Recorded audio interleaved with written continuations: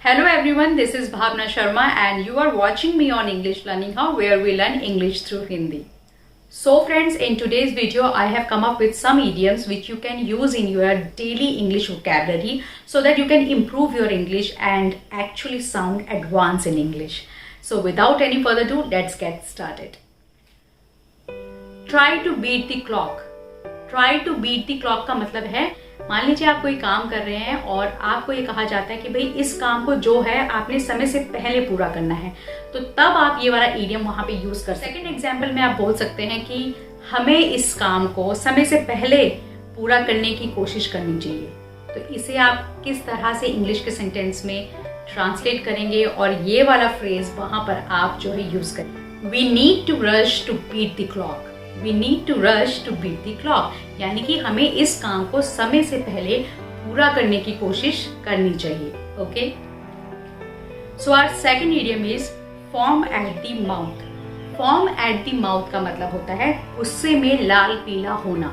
सो अगर आप गुस्से में लाल पीले हो रहे हैं या कोई और गुस्से में लाल पीला हो रहा है, तो वहां पर आप ये वाला फ्रेज यूज कर सकते हैं, form at the mouth. Form at the mouth. अब चलिए इसे कुछ सेंटेंसेस भी देख लेते हैं। तुम गुस्से से लाल पीले क्यों हो रहे हो? Why are you foaming at the mouth? Why are you foaming at the mouth? तुम गुस्से से लाल पीले क्यों हो रहे हो? Why are you foaming at the mouth? Why are you foaming at the mouth? इसी तरह से अगर आपको बोलना हो कि मैं गुस्से से लाल पीली हो रही हूँ, तो आप कहेंगे I am foaming at the mouth. I am foaming at the mouth. Next phrase is Put yourself in someone's shoes. Put yourself in someone's shoes. अब यहाँ पर इसका मतलब ये नहीं है कि आप अपने आप को किसी के जूते के अंदर रखिए। ये एक फ्रेज है, ये एक इडियम है जो कि हम तब यूज करते हैं जब हम सामने वाले को ये बताने की कोशिश करते हैं कि भाई जिस कंडीशन में या जिस सिचुएशन में उस टाइम पे मैं था, उस टाइम पे जो मैंने किया वो ठीक था। अगर आप मेरी जगह पर होते तो आप क्या करते? What would you do if you were in my shoes? What would you do if you were in my shoes? इसका मतलब है कि अगर आप मेरी जगह पर होते तो क्या करते? अगर आप मेरी जगह पर होते तो क्या करते? Just put yourself in his shoes for a second. Just put yourself in his shoes for a second. यानी कि आप थोड़ी देर के लिए या कुछ सेकंड्स के लिए अपने आप को उसकी जगह पर रखकर देखिए। ये एक फ्रेज है जो हम तब यूज करते हैं जब हम सामने वाले को ये समझाने की कोशिश करते हैं कि जिस सिचुएशन में वो है, उस सिचुएशन में अगर आप होंगे या होते तो क्या करते।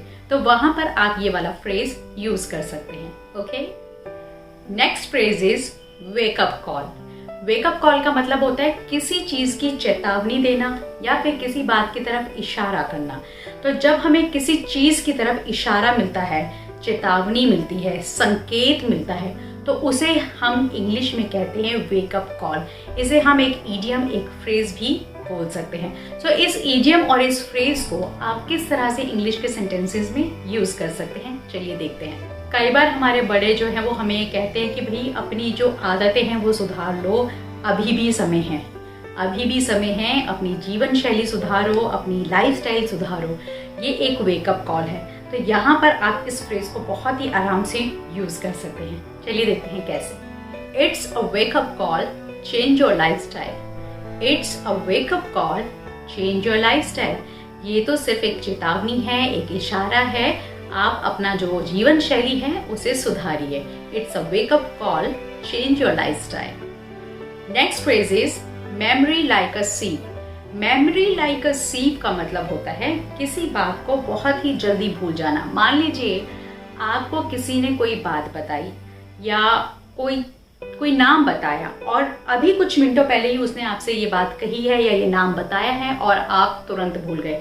अक्सर ऐसा लोगों के साथ होता है, इनमें से एक मैं भी हूँ। मुझे नाम आसानी से याद नहीं होते हैं। सो कई बार ऐसा होता है कि अगर कोई मुझे अपना नाम बताता है तो मैं कुछ मिनटों में उस नाम को भूल जाती हूँ। तो अगर आपके साथ भी ये प्रॉब्लम है कि आपको नाम भूलने की आदत है या बहुत जल्दी आप किसी बात को भूल जाते हैं, तो वहां पर आप ये वाला फ्रेज, ये वाला इडियम जो है वो यूज कर सकते हैं और आप बोल सकते हैं I have got a memory like a sieve. I have got a memory like a sieve, यानी कि मुझे जल्दी भूल जाने की आदत है। मुझे जल्दी भूल जाने की आदत है। I have got a memory like a sieve. I have got a memory like a sieve. So friends, that's all for today. I hope you like these idioms. If yes, then please like and share this video, and don't forget to subscribe to my channel English Learning Hub and press the bell icon too, so that you get all the notification for my upcoming videos on time. And now I will meet you in my next video. Till then, bye bye, take care, stay home, stay safe.